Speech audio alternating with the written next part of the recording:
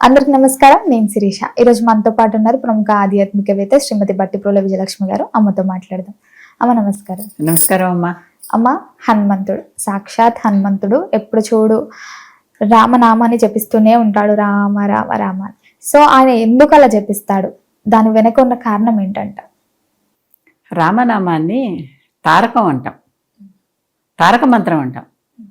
అసలు మన కీర్తనలు అవి చూస్తే తారక మంత్రము కోరిన దొరికెను ధన్యుడనైతిని ఓరన్నా అని పాడాడు రామదాసు. అంటే తారక మంత్రం అది. తారక మంత్రం అంటే ఏమిటి? మనల్ని ఇక్కడి నుంచి తరింపచేసేది తారక మంత్రం. అంటే ఈ లోకం నుంచి, ఈ స్థితి నుంచి తరింపచేసి మనల్ని ఉత్తీర్ణలను చేసి పైకి పంపించేది తారక మంత్రం. అందుకనే మనకి ఇక్కడ సౌత్ ఇండియాలో అలవాట్లేదు, కానీ నార్త్ ఇండియాలో ఎవరైనా పోతే ఆ పాడి మోసేవాళ్ళు రామ్ నామ్ సత్యహే, రామ్ నామ్ సత్యహే అని చెప్పుకుంటూ వెళ్తారు. అంటే రామనామం చెప్పుకుంటూ ఉంటే వాడి తారకం దొరుకుతుంది, వాడు తరింపబడతాడు, వాడి పైలోకాలకి, వృద్ధలోకాలకి, పుణ్యలోకాలకి వెళ్తాడు అని భావన అనమాట. కాశీలో ఒక నమ్మకం ఉంది. వారణాసి, బనారసు, కాశీ అనేవో చెప్పుకుంటున్నాం కదా మనం. అక్కడ ఒక నమ్మకం ఉంది. అక్కడ పోయిన వాళ్ళకి ఎవరికైనా సరే ఒకవేళ ఆ ప్రాంతంలో మరణిస్తే, కాశీలో నగరంలో మరణిస్తే, కాశీ నగరంలో ఎక్కడైతే ఈ ముక్తి క్షేత్రం జరుగుతుందో అక్కడ మరణించినప్పుడు వారికి స్వయంగా శివుడే, విశ్వనాథుడు కదా కాశీకి, కాశీపురాధీశ్వరుడు కనుక ఆయన స్వయంగా వచ్చి వారి కుడి చెవిలో శ్రీరామనామం చెప్పి వెళ్తాడట, తారక మంత్రం చెప్పి వెళ్తాడు. అందుకనే కాశీలో మరణిస్తే వాళ్ళకి మళ్ళీ పునర్జన్మ లేదు. కాశ్యాంతు మరణాన్ముక్తి అన్నారు. కాశీలో మరణిస్తే ఇహ మరణ ఇంకా లేవు, ఇహ ముక్తి అయిపోయింది అని చెప్పడం. లేకపోతే మళ్ళీ పుట్టి మళ్ళీ చచ్చి, ఇదే కదా పునరపి జననం, పునరపి మరణం, పునరపి జనని జఠరేసేయనం. తల్లి జఠరంలో మళ్ళీ పుట్టడం, మళ్ళీ మరణించడం, ఇదేగా జరుగుతోంది మామూలుగా ఎవరికైనా. అలా కాకుండా కాశీ లాంటి చోట, అంటే కాశీ లాంటి కాదు, కాశీలోనే అదొకటే అలాంటిది, మరణిస్తే స్వయంగా మహాదేవుడే వచ్చి చెవిలో తారక మంత్రం ఉపదేశిస్తాడట. అందరూ రాముడా శివుడా, అంటే విష్ణువా శివుడా అని కొట్టుకునేటటువంటి వాళ్ళందరూ ఒక్కసారి కాశీ ఉదాహరణ చెప్పుకోండి. రామనామం చెప్పింది ఎవరు? శివుడు. అది చెప్పుకుంటే ఏం జరిగింది? ఈయన పూర్తిగా వాళ్ళకి తారకం చెప్పి పంపించేస్తున్నాడు. అంటే అటువంటి గొప్ప మంత్రం అమ్మ రామనామం. అంటే తరింపచేసే మంత్రం. ఆ రామరామం తిరిగి చదువుకున్న, మరామరా అని చదువుకున్నా కూడా వాల్మీకి ఎంత యోగ్యత వచ్చిందో అందరూ చూశారు. అంటే ఆ మంత్రంలో ఉన్నటువంటి శక్తి, విశేషత అది అటువంటిది. రామనామాన్ని మించిన మంత్రం ఇంకొకటి లేదు. విష్ణు సహస్రనామ స్తోత్రాల్లో మొత్తం, ఆ సహస్రం అంటే 1000 కదా, మొత్తం 1000 నామాలు చెప్పుకున్నాక చిట్ట చివర ఆ పార్వతీదేవి ఈశ్వరుని అడుగుతుంది ఒక మాట. ఏ శ్లోకం చదువుకుంటే ఇన్నున్నాయి కదా నామాలు, ఏది చేస్తే మనకి పూర్తిగా ముక్తి లభిస్తుంది అని అడుగుతుంది. కేనోపాయేన లఘునా విష్ణోర్నామ సహస్రకం పఠ్యతే పండితే నిత్యం స్తోతుమిచ్చామ్యహం ప్రభో. నేను వెందల్చుకున్నాను తండ్రి, ప్రభో నాకు చెప్పు, ఏ ఉపాయం చేస్తే, లేనోపాయన ఏ ఉపాయం చేస్తే, చిన్న ఉపాయంగా ఉండాలి, మళ్ళీ ఆ ఉపాయం మళ్ళీ పెద్దదిగా ఉండకూడదు, చిన్నగా ఏ ఉపాయం చేస్తే ఈ విష్ణునామ సహస్రనామ స్తోత్రం విన్నంత ఫలితం కలుగుతుంది చెప్పమంది. అంటే ఆవిడ తల్లి కదా, నా పిల్లలందరూ ఇంతంత టైం వెచ్చించి ఇంతంతసేపు కూర్చుని చదువుకోలేరయ్యా, కొంచెం తేలిగ్గా ఏమన్నా వచ్చి తరుణోపాయం, చిన్న ఉపాయం చెప్పరాదు, ఏదైనా సూక్ష్మోపాయం, సూక్ష్మంలో మోక్షం ఉంటామే, అది చెప్పరాదు అని అడిగింది ఆవిడ. అప్పుడు ఈయన శంకరుడు చెప్తాడు, శ్రీరామ రామ రామేతి రమే రామే మనోరమే సహస్రనామ తత్తుల్యం రామనామ వరాననే అని చెప్తాడు. రామ అని 3 సార్లు అనుకోండి చాలు. శ్రీరామ రామ రామేతి, రామ రామ రామేతి, రమే రామే మనోరమే సహస్రనామ తత్తుల్యం. ఇవి చెప్పుకుంటే మనసు రమించిపోయి సహస్రనామాలు చెప్పుకున్నంత ఫలితం వస్తుందట. సహస్రనామ తత్తుల్యం, అంత తుల్యమైన, అంటే అంత సరిపోయేటటువంటి పుణ్యం. రామనామ వరాననే, ఆ రామనామం చెప్పుకుంటే ఆ వరం ఏంటంటే ఇలా వస్తుందట. కనుక రామ రామ రామ అని 3 సార్లు చెప్పుకుంటే చాలు, విష్ణు సహస్రనామం చదువుకున్నంత ఫలితం. ఎలాంటి రామనామానికి ఎంత శక్తి లేకపోతే ఇట్లాంటి ఉపాయాలు శంకరుడే స్వయంగా చెప్పాడు. కాశీలోనూ ఆ రామనామం మహిమ గుర్తించి, రామనామం శక్తి గుర్తించి అక్కడ మరణించిన వారందరికీ ముక్తినిచ్చేటటువంటి మంత్రం చెప్తున్నాడు. అలాగే ఈ విష్ణు సహస్రనామ స్తోత్రంలో ఈ రకంగా శివపార్వతులు ఇద్దరు చెప్పుకున్నారు అని మనకి ఫలశ్రుతిలో కనిపిస్తుంది దాంట్లో. అంటే ఈ రకంగా ఇవి చెప్పుకుంటూ ఉంటే రామ రామ రామ అనే మాట అనుకుంటూ ఉంటే, మరి హనుమంతుడు ఎన్నిసార్లు అన్నాడు? మరి ఆయనకి మరణం ఏది, ముక్తి ఏది? చిరంజీవి కదా, అర్థమైపోయిందా? ఎప్పుడు చూసినా రామ రామ రామ రామ అని రామ రామ రామ రామ రామ నామ తారకం రామకృష్ణ వాసుదేవ భక్తి ముక్తిదాయకం. ఆ నామం చెప్పుకుంటూ ఉంటే ఎంతకంటే ఇంకొకటి మనకి ఇంకేదేముంది? అదే భక్తి, అదే ముక్తి, అదే భుక్తి కూడా. తినేస్తే అదే చాలు. అటువంటి శక్తి రామనామానికి ఉంది. రామనామం అందుకని మరి ఆయన వదలకుండా రాముడికి మొట్టమొదటి భక్తుడు కదా. అంతకు మించిన భక్తుడు తర్వాత ఎంతమంది ఉన్నప్పటికీ వేరే వస్తారు. మొట్టమొదటి వచ్చేదే రామ భక్తుడు ఎవరంటే ఏ పిల్లవాడిని అడిగినా ఏమని చెప్తాడు? కొంచెం ఈ విషయాలు తెలిసినవాడు హనుమంతుడు, ఆంజనేయుడు, అంతే కదా. కనుక ఆయన పేరు వెంటనే చెప్పేస్తున్నారు. కనుక అటువంటి రామనామానికి ఇంతకంటే గొప్ప ఉదాహరణలు కానీ ఇంతకంటే గొప్ప కథ కానీ ఏమని చెప్తాం? ఆయన ఎప్పుడు రామ రామ రామ ఏం చేసినా కూడా రామ అనుకుంటే ఆ పని అయిపోయిందిట. మంత్రం సిద్ధించిందా లేదా అని అనుకున్నాం కదా. మంత్రశక్తి మంత్రసిద్ధి అనుకున్నాం కదా. మంత్రశక్తి ఉంది, మంత్రసిద్ధి జరిగింది. హనుమంతుడు రామ అని ఏం పని చేసినా చేశాడు. ఇప్పుడు కూడా చాలా మంది రామ అనే మాట ఎంత తేలిక పదాలు అనుకోవటానికి. ఒత్తులు లేవు, అవునా? పొల్లులు ఒత్తులు ఏమీ లేవు. హాయిగా రామ అనుకోవటమే కదా. చాలా తేలిగ్గా అనుకునేటటువంటి పదం. అటువంటి రామనామం చెప్పుకుంటూ ఇప్పుడు కూడా చాలా మంది ఏం చేసినా, లేస్తున్నా, కూర్చున్నా, చేసినా రామ అనుకునే వాళ్ళు ఎంతమంది లేరు?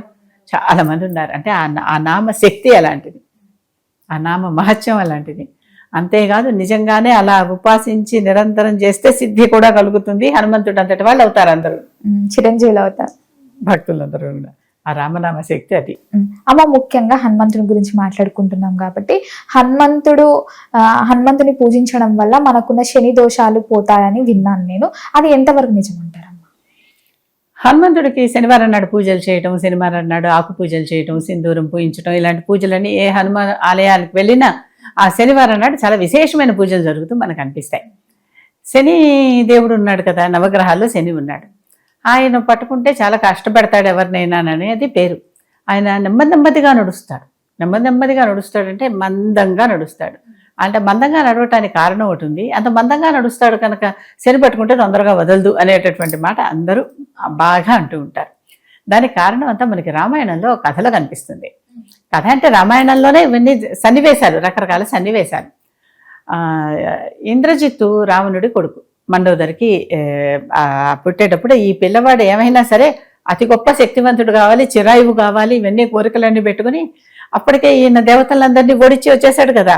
ఆ నవగ్రహాల్ని బలవంతంగా పిలుచుకొచ్చి కుండలి వేసి ఆ కుండలిలో ఎవరెక్కడ ఉంటే ఆ సమయంలో పుడితే పిల్లవాడికి మేలు అని అందరినీ కూర్చోబెట్టి ఆ గళ్ళల్లో బంధించేశాడు రావణాసురుడు. ఎక్కడ వాళ్ళు అక్కడ, మీరు ఇక్కడే ఉండండి, కదలకండి. ఈ సమయంలో అంటే నా కొడుకు పుట్టే సమయానికి మీరు ఇక్కడ ఇలా కూర్చోవాలి అంతే. అంటే గ్రహగతులను కూడా నిర్ణయించే శక్తి రావణాసురుడికి వచ్చేసింది. వచ్చి కూర్చోబెట్టేశాడు.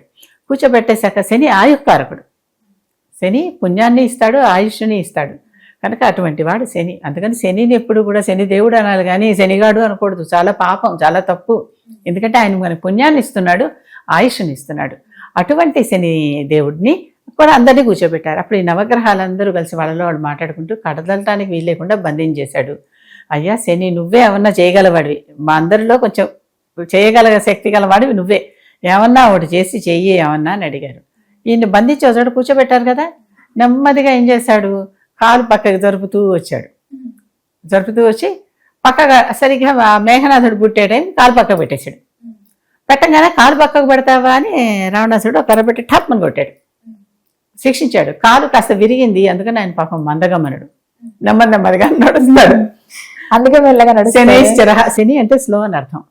శనైశ్చరహ, స్లోగా నడిచేవాడు కనుక చర అంటే నడవటం కదా, శనైశ్చరుడు అనమాట ఆయన.